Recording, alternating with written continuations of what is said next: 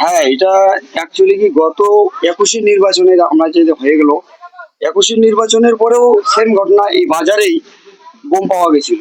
তখন পুলিশ প্রশাসন এসে সেই বোমগুলো এখানে নিষ্ক্রিয় করেছে।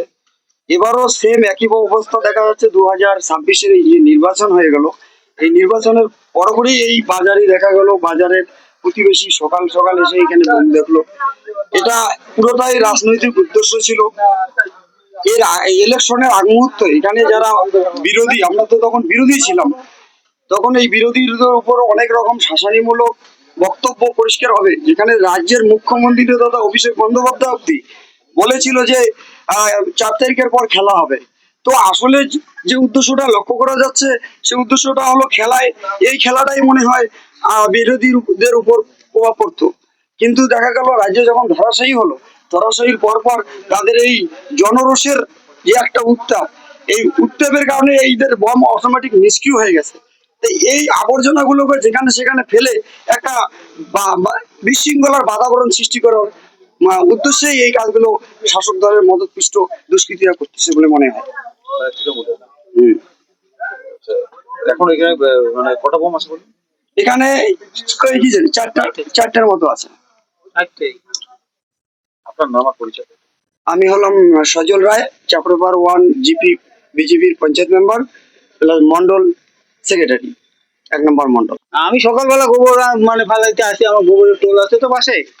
এইখানে একটা ব্যাগ দেখলাম, আমি ভাবছি যে এখানে তো অনেকে বসে চেংড়া ভাড়া বসে রাত্রিবেলা গল্প গুজব করে, মোবাইল দেখে, হ্যাঁ এটা সেটা খায়। তো কিছু রাখছে মনে হয়। ওই দুইটা বাচ্চা এদিকে আসতেছে, ওই বাচ্চা ওগুলো কয় বলে যে বম বম। এখন দেখি আসিয়ে দেখি ঠিকই ওগুলো ওই রকম ওই আগেও একবার হয়েছিল, কয়েক বছর আগে, 2 বছর বোধহয় 3 বছর হইলো। ওইটা দেখলে পরে এই সবাই দেখতেছি যে সবারই চিনতে পারবো না যে হ্যাঁ ঠিকই ওই মালে। কটা আছে এখানে? এখানে তো আমি তো দেখলাম 4টা। অনেকে বলে ওই যে সে ছিল বিজয় রায়, ও আবার ওই আলিপুরদুয়ারি সেই ইনচার্জে আছে, হ্যাঁ 1 স্টার, উনি আসছে তো আমাদের এখানেই বাড়ি। ও দেখলো যে 5টা।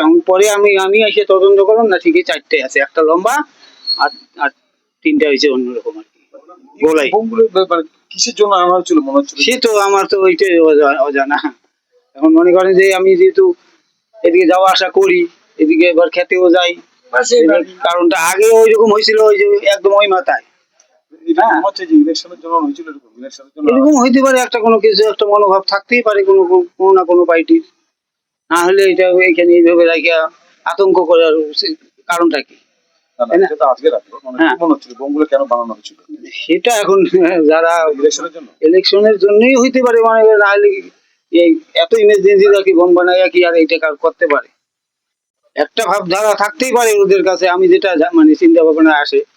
হ্যাঁ, কেউ না কেউ কোনো পার্টিগত লোক না হলে তার মনে করে এই বাজারের মধ্যে এইভাবে ওপেনিং রাখবে না। না, এটা বাজার। আর ওই যে আগেরটা তো সাইডে ছিল, এটা ফেলে দিচ্ছে নাকি?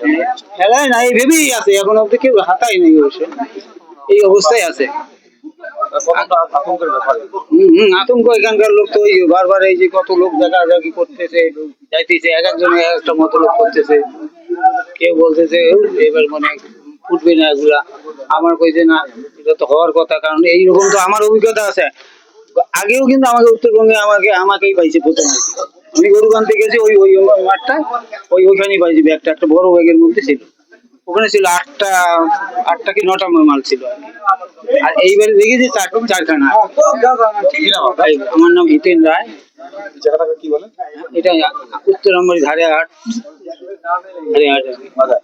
হ্যাঁ, এটা ব্লকের আন্ডারে হাটটা, মানে গ্রাম পঞ্চায়েত এটাকে ডাক ঠাক দেয় আর কি, ঘর দৌড় গুলো করতেছে।